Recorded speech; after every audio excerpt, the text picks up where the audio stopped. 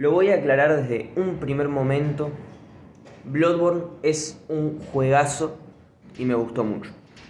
No hay nada más que discutir. Todo lo que voy a decir a continuación son todas esas cosas que no me gustaron y que lo alejan de ser un juego perfecto o un juego que yo esperaba, al menos. Este video es completamente subjetivo, hay algunas cosas que creo que nos podemos poner todos de acuerdo, pero no deja de ser mi opinión, así que en caso de que quieran poner cualquier cosa en los comentarios y debatimos como amigos, lo hacemos. Así que bueno, creo que se escucha mucho el viento, voy a cerrar acá la cuestión es la siguiente. Algún día de la semana pasada me pasé Bloodborne. No me acuerdo si de la semana pasada o de la otra. Entre una y 2 semanas me pasé Bloodborne. ¿Qué me pasó con Bloodborne?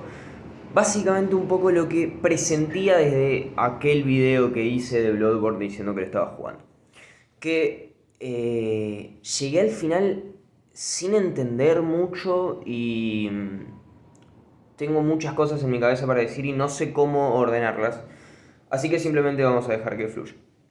Respecto al final, no me limité a experimentar el juego por mi propia cuenta y cuando vi el final que yo elegí ofrecer tu vida para que Sherman te mate, googleé automáticamente cuáles eran los otros dos finales y los otros dos finales me terminaron de reventar la cabeza y decir, ok, el lore de este juego es muchísimo y realmente no me voy a enterar de mucho. Resulta que más o menos, no sé si esa misma noche que me pasé el juego o a la noche siguiente dije, bueno, voy a ver una lore play y voy a ver la lore play de Acre, a ver si me puede dejar las cosas un poco claras. Y resulta que no la terminé de ver, sí vi todo el primer capítulo del lore play de Acre y el tema es que Acre en esa lore play que hace no reconstruye el lore, sino que te lo cuenta. ¿Cuál es la diferencia? Que Acre, ni bien empieza esa loreplay, pone pausa al juego y dice, bueno, todos los tumerios, los grandes, y te cuenta todo, sin importar en qué orden el juego te da la información. Y hay gente que eso le sirve, yo prefería hacer arqueología con el lore y ir diseccionándolo poco a poco. Entiendo que muchísima parte del lore está en el DLC y es importantísimo esto, en los NPCs. Yo tuve una experiencia muy rara con Bloodborne, entiendo, para hacer la primera partida. Y es que hablé más bien con muy pocas personas. Conocí a Gilbert, o Gilbert, que es el primer NPC que te cruzas. Lo conocí cuando puse New Game Plus.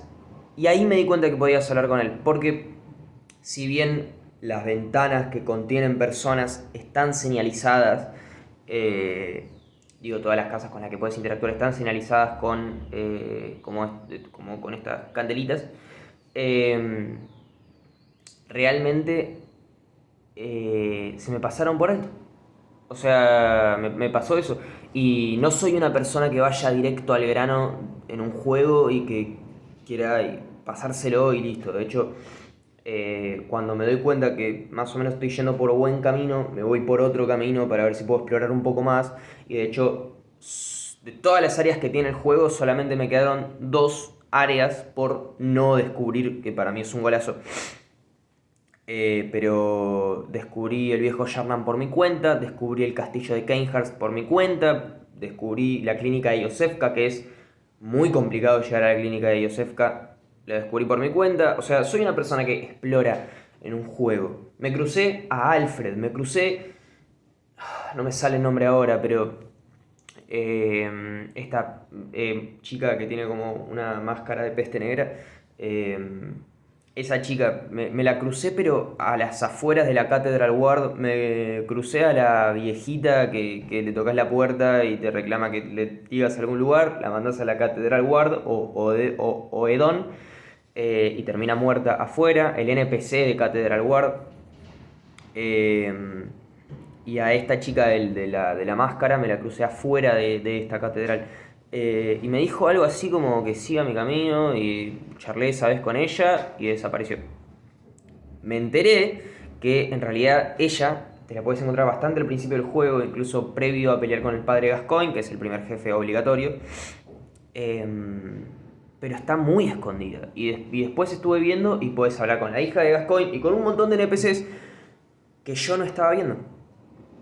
Y lo que yo digo, lo que me pasa con esto es que Yharnam, y acá voy a poner en Bloodborne en constante comparación a Dark Souls 1 porque está entre fácil mis 5 juegos favoritos y Dark Souls 2 tengo mis horas pero no me lo pasé y tampoco me interesa pasármelo, y Demon Souls simplemente lo probé. Así que lo voy a estar comparando con Dark Souls 1. Pero básicamente Lordran es un mundo que está muchísimo más en decadencia que Yharnam. Yharnam hay bestias, estás en medio de una noche de cacería, pero no se siente como si el mundo se estuviera viniendo abajo permanentemente. Es como si el mundo estuviera hecho mierda por esa noche. A mí me dio esa sensación. Lordran se nota que llegas a un mundo de decadencia y que llegas tarde. Llegas muy tarde y que realmente ya todo está hecho mierda. Y encontrarte con personas se siente como encontrar la poca vida que hay en ese Lordran. Encontrarte con personas físicamente, encontrarte con Petrus, encontrarte con Lautrec, encontrarte con el guerrero alicaído, encontrarte con Rea de Thorlund, encontrarte con un montón de personajes en persona, te hace ver como la poca vida que hay en ese mundo. Y sí, después está esto de que no sos el héroe de nadie y que todos terminan para la mierda y lo que sea. Pero el momento de encontrarlos es valioso porque te hace sentir que no estás solo y que están pasando cosas en la trama. En Bloodborne, al hablar con las personas a través de, la mayoría de personas, a través de las ventanas, y ni siquiera poder verlos, te da una sensación de estar completamente solo, en un mundo que no se siente en decadencia para nada. Se siente que está pasando esa noche puntualmente algo horrendo, pero no se siente que esté en decadencia realmente. Al menos esa es mi perspectiva. Y también me pasó que, volviendo al lore, realmente es muy jodido encontrar el lore. No sé si es más difícil que en Dark Souls, pero Dark Souls te da una base al principio. Te cuenta la historia del mundo. Bloodborne, cuando empezás, te cuenta la historia de tu personaje, de cómo tu personaje llega a Yharnam. Vos en Dark Souls ves cómo tu personaje llega a Lordran post escuchar la historia de las bases del mundo, de cómo nació el fuego, de cómo murieron los dragones, de cómo se asentaron los reinos. Entonces ya de ahí tenés una base para más o menos ir conectando hilos. En Bloodborne ni siquiera tenés esa base. Y realmente estuve buscando, pero no encontré poco y nada realmente información de los grandes y de todo lo que pasó antes. Hubiera dado muchísimo porque Bloodborne me dé esa base de la cual agarrarme, porque sé que mucha gente opina de que si no es la mejor historia de Miyazaki, es al menos la más compleja. Y me encantaría saberlo. Y voy a dejar también algo en claro, no volví a tocar mucho Bloodborne después de pasármelo. Creo que llegué hasta la bestia clérigo en el New Game Plus y nada más, realmente nada más. Pero si hay algo que sí puedo rescatar es que todo lo que son zonas secundarias transmiten un montón de lore. O sea, transmiten un montón de este lugar es viejo, este lugar tiene un montón de historia que contar. Encontrala. Pero después en el resto de Yharnam me pasó que como todo es muy suelto, todo, absolutamente todo. Sin embargo, en las zonas secundarias, más que en el castillo de Cainhurst, que ahora voy a hacer un inciso en eso, realmente hay mucho lore que descubrir. Y también se nota que Bloodborne es como... si bien a Miyazaki le dieron riendas sueltas en Dark Souls, en Bloodborne es como que se tomó el gusto de afinar más ciertos puntos. Y el castillo de Cainhurst, y escuchen esto, es un copia y pega, en concepto, es un copia y pega del mundo pintado de Ariamis. Porque el modo de llegar allá es el mismo. Tenés que volver al lugar en el que empezás la partida, en el caso de Dark Souls, el asilo de los no muertos, en el caso de Bloodborne, la clínica de Josefka. Tenés que agarrar un objeto, tenés que ir a un lugar que es una zona secundaria, en el caso de Dark Souls 1, la sala del cuadro, en el caso de Bloodborne, Hemwick, el paso de Hemwick, se te activa una animación, llegás al lugar, hasta que no encontrás una hoguera o una lámpara, no podés teletransportarte a otro lugar. Es un mundo nevado, es un mundo hecho mierda, es un mundo con bichos raros. Si bien en Dark Souls 1 y en Bloodborne te encontrás constantemente con criaturas, de la nada esto pareciera ser rechazado por el mundo. En el lore de Dark Souls 1 es así, y en el lore de Kane y de Bloodborne, Cainhurst es un lugar ya viejo, olvidado y abandonado, en el que están estos bichos con cabeza de mujer, todos los fantasmas y todas cosas más anormales que simplemente licántropos. El jefe final tiene una guadaña y es una zona con muchísimo lore.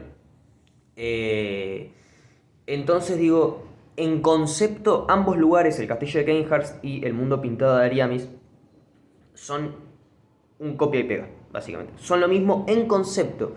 En Bloodborne para mí está muchísimo más afinado, aunque personalmente me gusta más el mundo pintado de Ariamis, pero en forma está bastante más afinado el castillo de Cainhurst. Y eso me lleva a pensar que hay muchas cosas de Bloodborne que pueden ser tranquilamente un copia y pega que no descubrí de Dark Souls 1 y que son oportunidades que Miyazaki tomó de afinar más ciertos conceptos que en Dark Souls 1 quizás habían quedado a medias. Pero la verdad que me falta mucho. Y entiendo que también las mejores batallas de Bloodborne están en el DLC, en The Old Hunters, los viejos cazadores, pero realmente no pude, o sea, no tengo intención de momento de comprarlo. Pero entiendo que ahí están Ludwig, entiendo que ahí está Lady María, que es la muñeca, pero o sea, digo, ¿en quién se basa la muñeca? Que está el huérfano, pero que no me sale el nombre ahora. Entiendo que lo ves a Cos o a Cosm. Y entiendo que el DLC también tiene muchísima historia para ofrecer. No sé, no me interesa jugarlo de momento, en algún caso, en cualquier caso, si lo juego probablemente le hago un video. Pero realmente Bloodborne también por otro lado brilla por sus jefes, y ya es algo que mencioné, el padre Gascoigne, esta idea de hacer cosas distintas mientras vos caminas por el mundo, como cuando llegas a Viejo Yarnam y te están disparando con una metralleta. Y esta idea de moverte distinto, que para mí saca mucho la cuestión del miedo. Y acá es cuando entra mi parte más subjetiva. Y es que a mí Dark Souls me generó muchísimas cosas que no me generaron otros juegos realmente. Dark Souls, cuando matás al dragón boquiabierto y después de pasar toda la agonía de perderte en las profundidades, pasás a Ciudad Infestada, me causó toda la entrada a Ciudad Infestada desde las alcantarillas. Toda esa entrada me causó genuino pánico, me causó genuina angustia, todo el encierro, toda la iluminación, los enemigos, que la curva de dificultad de la nada pega un volantazo. Todo eso es la primera vez que sentí angustia real jugando un videojuego. Y lo digo así tal cual porque es lo que me pasó. Tenía ganas de jugar Dark Souls y de avanzar en la historia, pero me acordaba de dónde estaba, lo intentaba y realmente me frustraba. Si bien todo el juego es difícil, en ningún momento me sentí con tanto pánico, tan encerrado, tan apretado, tan angustiado en un videojuego como en esa entrada de Ciudad Infestada.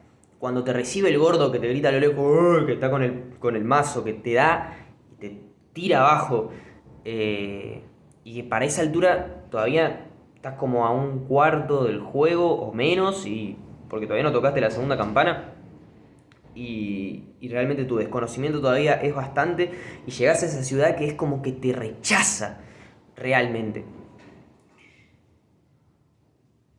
Dark Souls tenía esto de la indefensión, de que te sentís constantemente indefenso, de que los juegos se analizan en su propio contexto de salida. Dark Souls 2011, no había otro juego que se sienta así como Dark Souls, que te haga sentir así de indefenso.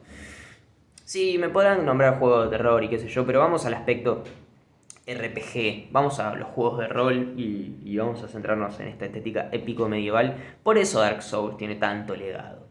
Porque no, ningún otro juego se sentía así. ¿Y a qué quiero ir con todo esto? Es que ibas con el escudo en alto. Sí, tenés alternativa. Yo a día de hoy juego, si juego Dark Souls, juego o bien con la Swordhander o bien con la cimitarra, o sea, como sin escudo realmente, pero la primera vez que te pasás Dark Souls es con el escudo en alto, constantemente esperando alguna emboscada de un enemigo que siempre te agarran desprevenido. Y los enemigos pegan muy fuerte, pero la mayoría de los enemigos pegan lento en Dark Souls. Y lento me refiero a sus movimientos, son lentos. Y Dark Souls es un juego que a día de hoy se puede llegar a sentir como primitivo porque es lento. En relación a Bloodborne, por ejemplo. ¿A qué voy con todo esto? Bueno, olvídate, vos tomás el frasco de estos y tu personaje se queda quieto, usás algún objeto, tu personaje se queda quieto. De por sí, las animaciones son lentas, hay un montón de ataques que tardan un montón en ejecutarse. Y Bloodborne, como es sabido, agarra y hace un gameplay muchísimo más frenético. No tenés escudo, ahora tenés un arma con la que podés hacer parries que te incentiva a pulir muchísimo más el timing. Tenés esta mecánica que te... Ay, se me fue. Me sale... No me sale la palabra. Pero bueno, esto de que si pegas a tiempo se te regenera la vida, que te incentiva a jugar agresivo, que te incentiva a jugar rápido. Después de una par de horas jugando Bloodborne, te acostumbras a este modo de juego. Te acostumbras a ser rápido, a ser agresivo. El mensaje de Bloodborne, y te lo dice Sherman, y te lo dice unos mensajeros en el sueño del cazador, te dicen: andá y cazá bestias para terminar con esto. Andá y matá. Tu personaje se mancha de sangre y puede ser una señal de júbilo incluso. Te llevan a tener un arma en cada mano, te llevan a hacer combos, te llevan a ser frenético, a ser agresivo. Y en un punto, Bloodborne deja de darte miedo. Sí, podés encontrar nuevas áreas y nuevos enemigos y te ponen en situaciones puntuales que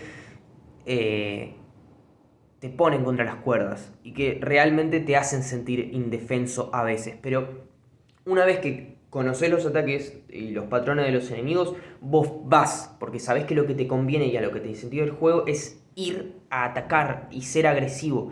No responder a esperar al patrón del enemigo realmente, sino acoplarte a ese patrón, encontrar todo lo hueco que sea posible y atacar, porque sabes que Bloodborne es rápido, no hay forma de jugar lento Bloodborne. Y sí, me podrán decir algunas excepciones a lo mejor, porque todavía no conozco todas las armas ni ahí, pero realmente Bloodborne te tira constantemente el mensaje de que seas rápido. No hay forma de tener un peso más y ir más lento.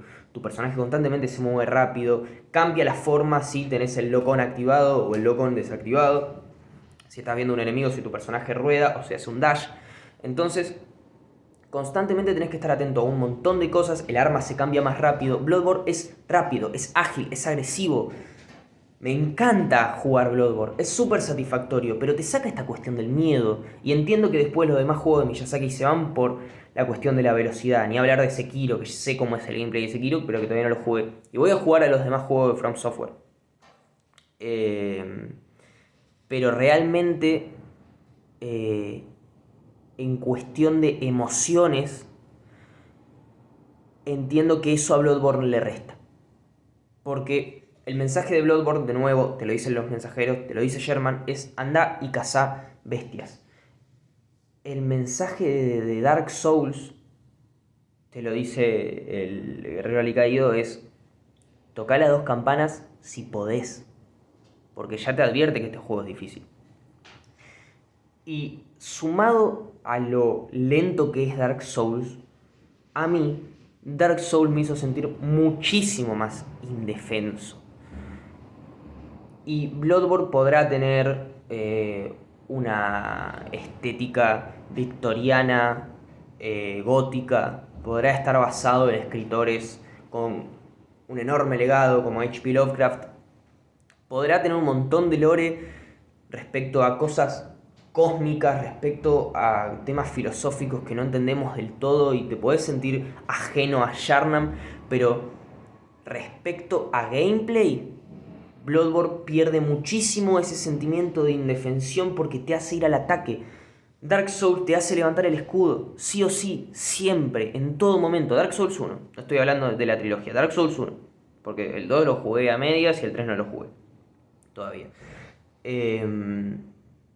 Entonces, si bien Yharnam podrá tener toda esa ambientación y todo eso que muchos lo catalogan a Bloodborne como un juego de miedo, realmente, si por algo jugamos y no vemos, es por esta cuestión de ser nosotros quienes están ahí. De ser nosotros quienes controlamos. Y en cuestión de controles, en cuestión de gameplay, en cuestión de juego, no hay otro juego que me haya hecho sentir tan indefenso y por ende con tanto miedo como Dark Souls 1. Pese a su ambientación victoriana gótica, pese a lo que sea, para mí Bloodborne no llega al nivel de angustia que me llegó a dar Dark Souls 1, porque te hace ser rápido, te lo exige.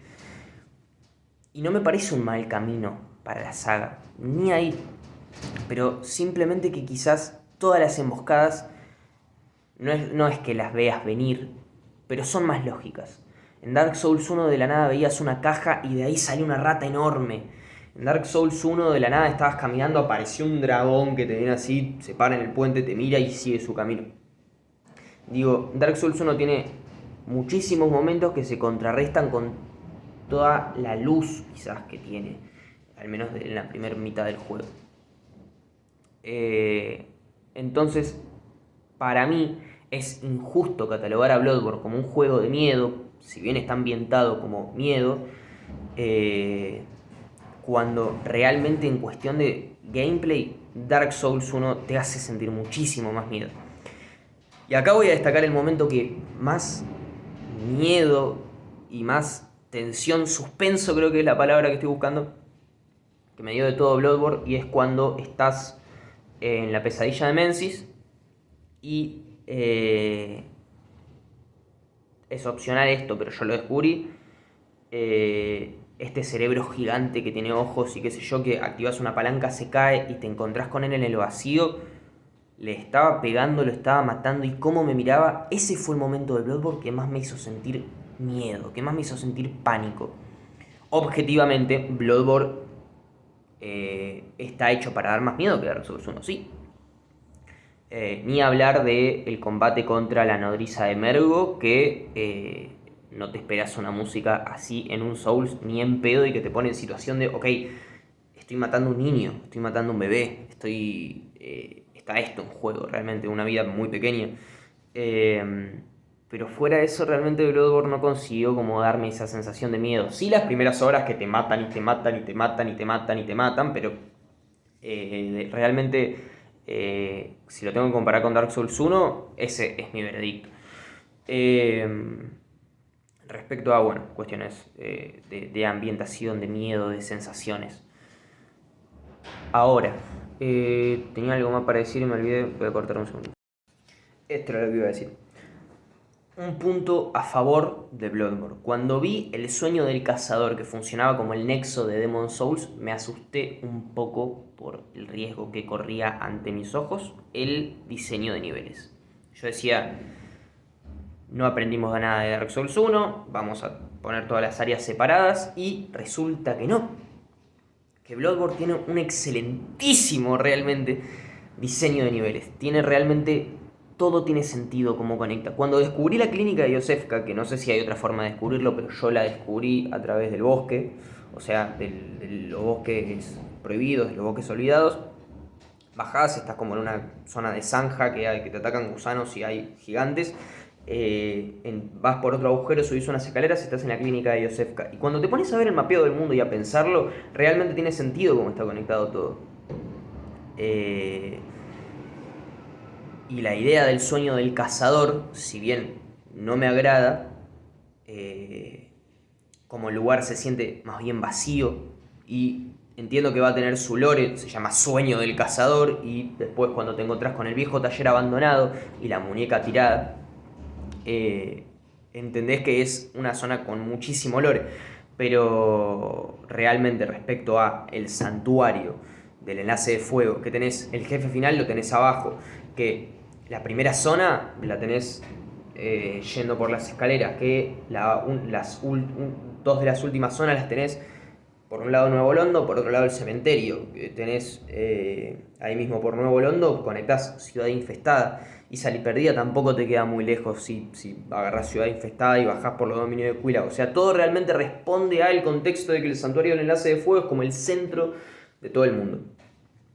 Y si bien el sueño del cazador tiene el combate contra Sherman, ahí nomás, me parece realmente una decisión errada. Sí puede tomar sentido en cuestión de historia, en cuestión de lore y lo que ustedes quieran, y en cuestión de ambientación quizá también, pero realmente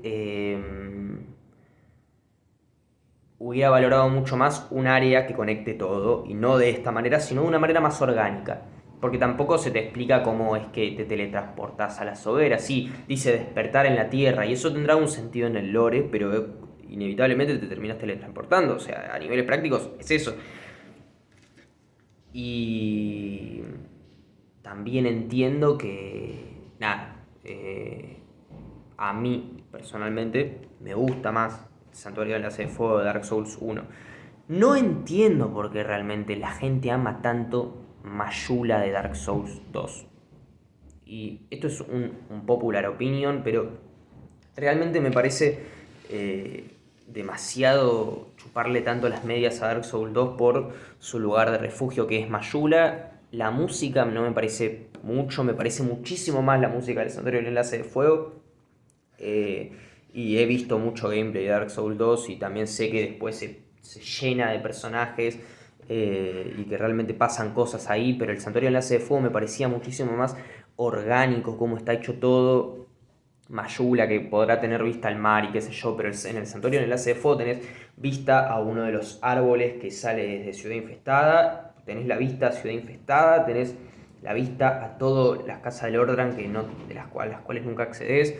O sea, realmente me parece que Mayula no es para tanto, que para mí el Santuario del Enlace de Fuego hace más, y que el sueño del cazador me hubiera gustado que sea un área real dentro del juego. Pero realmente me gustó de sobremanera que el sentido de que el sueño del cazador sea como una dimensión aparte del mundo real no quite el hecho de que todas las áreas están interconectadas entre sí y de una manera muy bien hecha, realmente muy orgánica. Y se siente como, tiene sentido como mundo. Y esto lo hablé creo que en mi primer video, de que Dark Souls 2 no tiene sentido como mundo. ¿Por qué Mayula está conectado a través de un túnel oscuro, con una puerta que se abre súper lento, con un bosque, con la torre de la llama de Heide, tipo todas esas cosas? Como mundo, demográficamente, no tiene sentido. Dark Souls 1 lo tiene y Bloodborne lo tiene, y se nota que eso es mano de Miyazaki. Simplemente eso, no quería terminar el video sin darle mérito a la conexión de zonas de Bloodborne y de cómo te facilita todas las runbacks realmente. O sea, en los bosques perdidos, cómo se te facilita el acceso hasta las sombras de Yharnam con los dos ascensores, se siente súper orgánico y se siente que esos ascensores y todos los accesos y todas las puertas están en los lugares en los que deberían estar para que el juego no se haga tedioso y para que ninguna runback sea eterna. Realmente me parece que en cuestión de diseño, en eso, Bloodborne está muchísimo más acertado. Sí, indago sobre el lore, sí, llego a comprar el DLC, sí, lo que sea, haré otro video. De momento, estas son mis impresiones con Bloodborne. De nuevo, es un juegazo, pero si no llega a ser más que Dark Souls 1, es por todas las cuestiones que les acabo de mencionar. Pero realmente me quedé muy contento con el gameplay. Por más que no impacte de la misma manera en cuestión de sensaciones, el gameplay indudablemente es más satisfactorio en Bloodborne, y de eso no se discute. Pero si Bloodborne realmente intenta dar miedo, te tendría que haber dejado tan indefenso como Dark Souls 1. Esa es mi opinión. Pero bueno, realmente Bloodborne es un juegazo. No sé si me lo voy a volver a pasar, o si voy a comprar el DLC o lo que sea. Pero nada, de momento eso sería el video. Era re malo para hacer review.